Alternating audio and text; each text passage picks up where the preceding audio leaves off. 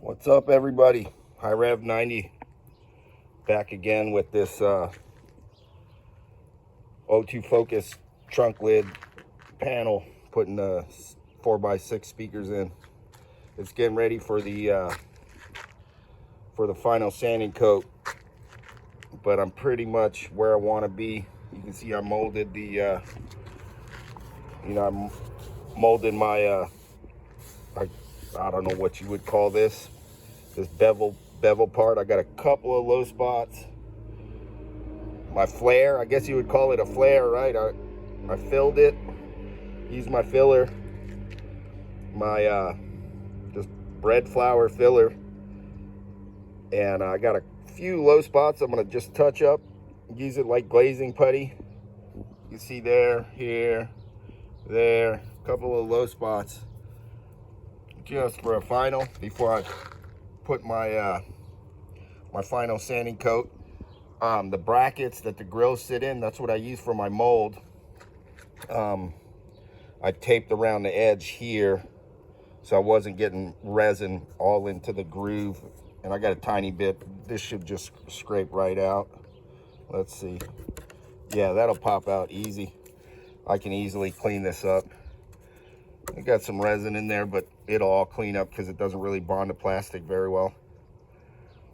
I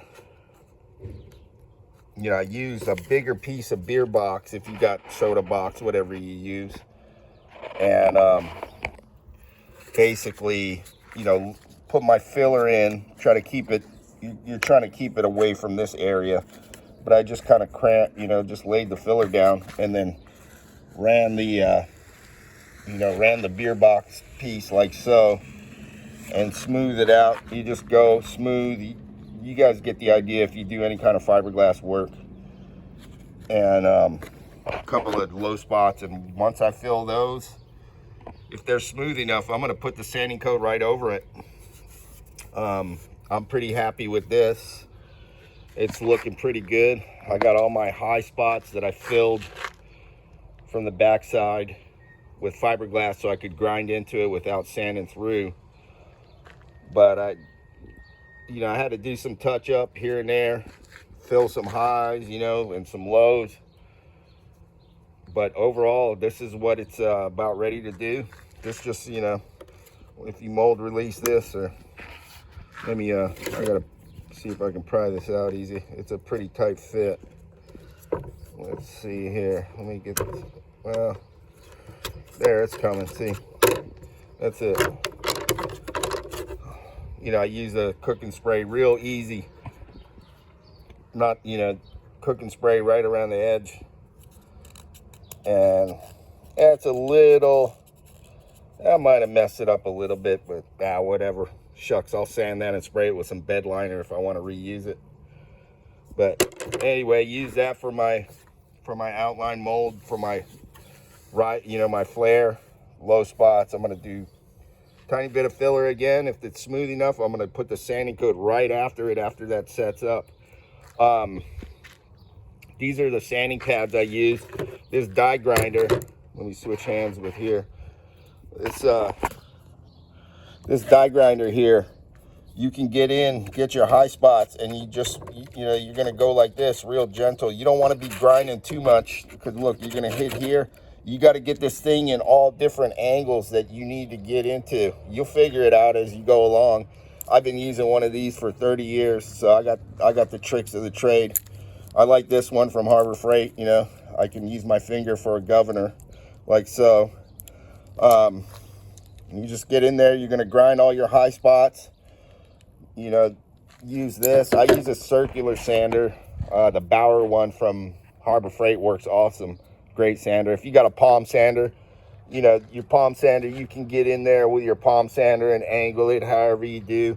It works good. It just takes a long time.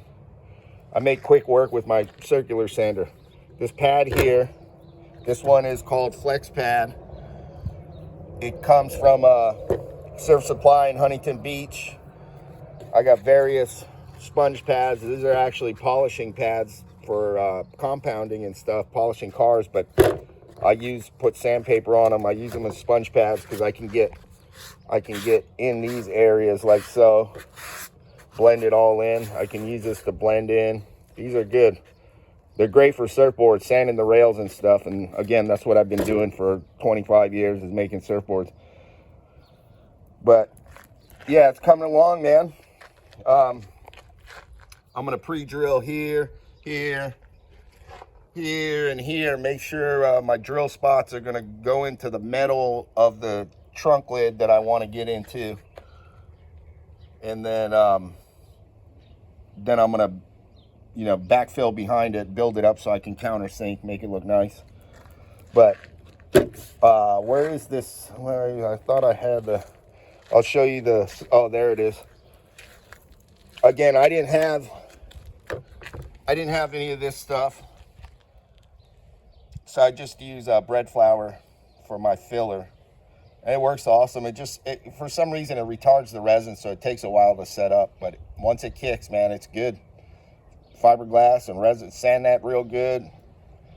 And then this is the Surf Supply logo here, Oceanside. You go on it, surfsupply.com, Oceanside, California. Those guys they got all kinds of stuff. You can get these pads from them. This is a medium. You can get a hard, medium, soft, super soft. They flex pretty good depending on the application, if you're going to use a circular sander. If not, you can actually sort of make your own too if you're using a palm sander. But let me flip this thing over and I'll show you what's going on the backside. Set some of these tools down. There's my bread flour that I just use. It works killer, man. Works as an awesome cheap filler. But this stuff is the best, man. It sands so easy. Don't bother with Bondo, man. Just make your own. You can get resin from these guys. Everything. They ship UPS ground. I think it's UPS ground. Might be FedEx. But they ground ship everything because it's chemicals. And this stuff works killer, man. This big container will last you a long time. Way better than Bondo, sands easier. And then you can use 2-part glazing putty. You can get 2-part glazing putty. That's the best stuff. Not that 1 part.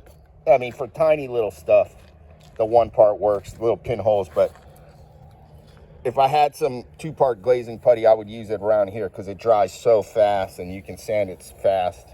But I don't have any. I'm kind of on a budget, trying to keep this under a certain amount of money.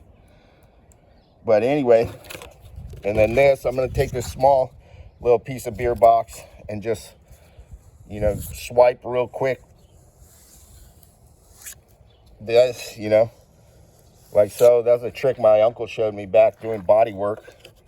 That's just a little bit of dust down in there. But yeah, let me flip this thing over and I'll show you what's going on the backside here. Alrighty, let me flip this bad boy. There, I built up there with just chopped strand fiber that I made for my, so I could countersink my screw holes. I was a bit off on this one, and then the far corner here, this one. So I'm gonna have to drill slightly up this way to get it more centered. But anyway, I reinforced for the backing for the speakers. And then where I got to drill my holes to go into the frame of the trunk lid, I'm gonna pre-drill those, and then once I get everything lined up real nice, then I'm gonna, you know, backfill and build up here so I can countersink instead of having screws all hanging out all over the place, sticking up high and proud. It just looks ugly.